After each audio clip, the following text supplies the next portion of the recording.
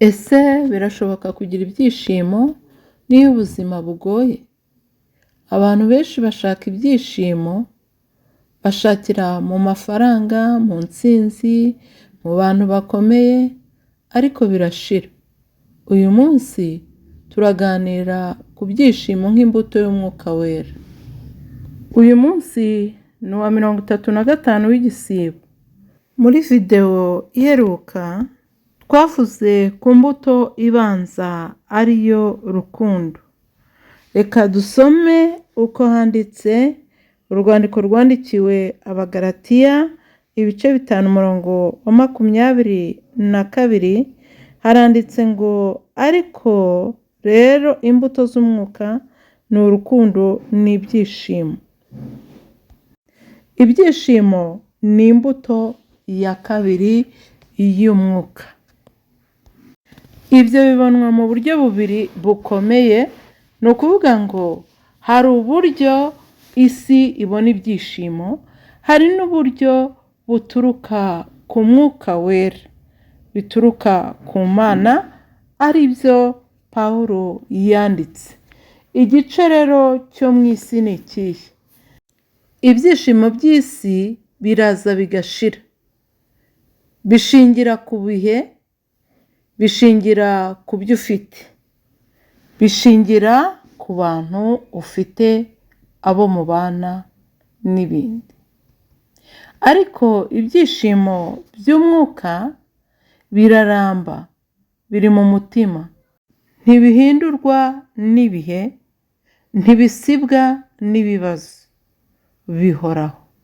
Niyo mpamvu ushobora kurira, ariko ukagira ibyishimo imbere mu mutima, ukumva unyuzwe. Reka twumve uko isi yabibonye twifashishije abafilozofe. Abafilozofe bakurikira uwitwa Epikirasi yavuze ko ibyishimo ari amahoro yo mu mutima, kubaho mu mutuzo no kwirinda ububabare. Confucius we yavugaga ko ibyishimo biva mu kubaha abandi no gukora ibyo ukwiriye gukora muri sosiyete no mu muryango. Gukora ibyiza bikwiriye. Aba icyo bahuriyeho bombi, bashaka amahoro n'umutuzo mu buzima. Bati ibyishimo nyakuri ntabwo ari ibyishimo by'akanya gato, ahubwo ni iby'ubuzima burambye bwa buri munsi. Epikirasi ati kubaho nta bwoba, nta guhangayika, ibyo ni happiness. Yavugaga ko ubuzima bworoheje ari bwo butanga ibyishimo nyakuri. Yaravuze ati kurya bike ariko mu mahoro ni byiza, kugira inshuti nziza, kubaho nta stress. Ariko se Aristote we yavuze iki? Yavuze ko ibyishimo ari ubuzima bufite intego. Ibi mbizanye kugira ngo nawe ushyiremo igitekerezo cyawe uko ubivuga, hanyuma nurangiza ubishyire ku munzani. Urasanga ijambo ry'Imana rifite uburemere kurusha ibyo twitekerereza. Uwitwa John Mill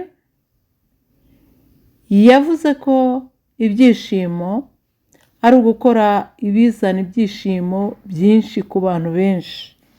Mbese ibyo ni byo byishimo bye.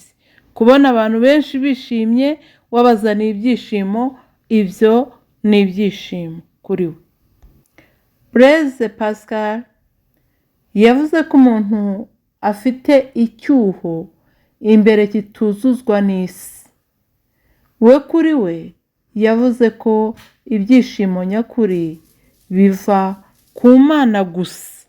Aha rero turabona ko isi ifite uko ifata ibyishimo n'uko ibigena. Turabona abafilozofe uko babibonye, nawe ufite uko ubitekereza n'uko wabibonye n'abandi. Ariko noneho Bibiliya iraturusha twese.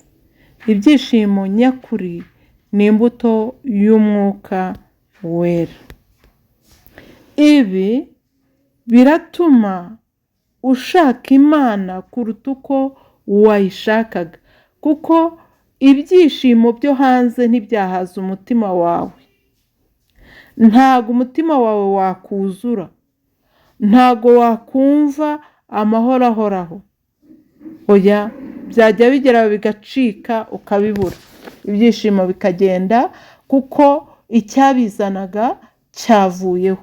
Iby'isi bivaho, ariko umwuka wera ntaho ajya ajya. Ndetse twibuke uwitwa Stefano, ngo yari yuzuye umwuka wera w'Imana, ariko igihe bamuteraga amabuye yagize umunezero mwinshi, ngo ararama areba mu ijuru, ngo abona Imana yicaye ku ntebe y'ubwami. Arangije asabira abishi be imbabazi. Ibyishimo bigeze naho umuntu igihe ari gupfa yumva anejejwe no gusabira abari kumwica. Ibyo ni ibyishimo bitagira akagero, bitangwa n'Imana. Ari undi yabatuka, ari undi yakora ibindi bitandukanye, ariko ibyishimo biva ku mwuka wera bigira amahoro kandi ntawe byifuriza ikibi. Niyo mpamvu twifuza izo mbuto z'umwuka kugira ngo natwe tube abantu Uwiteka Imana yishimira. Ibyishimo by'umwuka wera bivuze ko ufite amahoro mu mutima, ufite icyizere, ufite ituze. Niyo ibintu bigoye, niyo ubuzima bukomeye, kuko Imana ituye muri wowe. Umwuka wera abana nawe. Icyo tugomba kumenya cy'ingenzi rero ni uko ibyishimo nyakuri bitava hanze, ahubwo biva ku Mana iri muri wowe.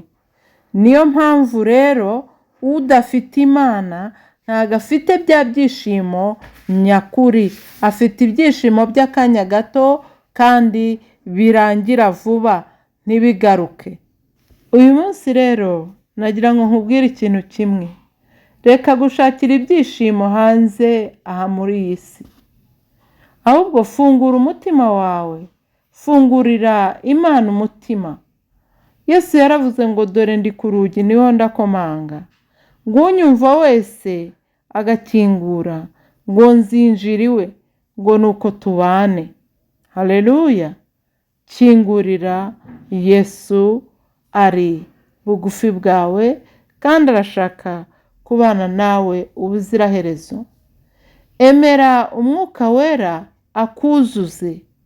Cya cyena kitajya cyuzuzwa n'isi cyuzuzwe n'umwuka wera w'Imana kugeza ku ndunduro. Imana ihoraho kandi yita kuri twe. Uri Imana yaturemye, uri Imana ituzi neza, uzi byose kuri twe, uzi n'amazina yacu. Ibyo dukeneye urabizi. Ariko icya mbere, Mwami wanjye Imana, twasanze ko iyo umwuka wera ari muri twebwe, icyo gihe hari imbuto z'umwuka zigaragara. Iya mbere twabonye ko ari urukundo, kandi iya kabiri tubonye ko ari ibyishimo. Muri iyi si y'akaga dutuye, muri iyi si y'amarira, muri iyi si y'intimba, muri iyi si y'ibitubabaza, yajugunywemo umubisha ari we Satani. Uyu munsi tuyirimo, ariko dukeneye umwuka wera w'Imana ngo ature muri twebwe, kuko umwuka wera natura muri twe azirukana, azihanangiriza ibyajyaga byihanga muri twe, bikatubuza amahoro, bikatubuza ibyishimo, bikatubuza umutekano. Azaba umuyobozi w'umutima wacu, azaba umuyobozi w'ubugingo bwacu, bityo tujye tukugandukira uko bwije n'uko bukeye, kuko ngo tunihirwe iminiho n'umwuka wera. Erega burya ngo nta nubwo tuzi gusenga, ariko umwuka wera ajya tunihira iminiho imbere y'Imana. Niyo mpamvu tumugusabye Mwami, kugira ngo iminsi yacu yo kurama Mwami isimbure iminsi yo kujijwa, kuko turaba dufite umwuka utubwiriza icyo gukora, umwuka uduhugura akatwigisha, turagenda nk'uko ubishaka. Kandi mwami wanjye Imana, turi kumwe n'umwuka wera, ni ukuri turabasha gukura ibishimwa mu bigawa, kandi turabasha kwitwa abana b'Imana ihoraho. Tuzitirirwa izina ryawe, nawe uzitwa Imana yacu, natwe twitwe abana bawe. Twemerere rero iyi minsi dusigaje ntago twayimenya, ariko wowe urayizi. Ariko icyampa ngo abakwizera twese duhabwe kuri iyi mpano y'umwuka wera, kugira ngo iturinde kwiyobora, iturinde kwigenga, iturinde guhora mu makimbirane y'umubiri n'umutima n'umwuka n'iyi si n'abantu, ahubwo duturize muri we, tugire umunezero uhoraho. Urakoze ko wumvise gusenga no kwinginga.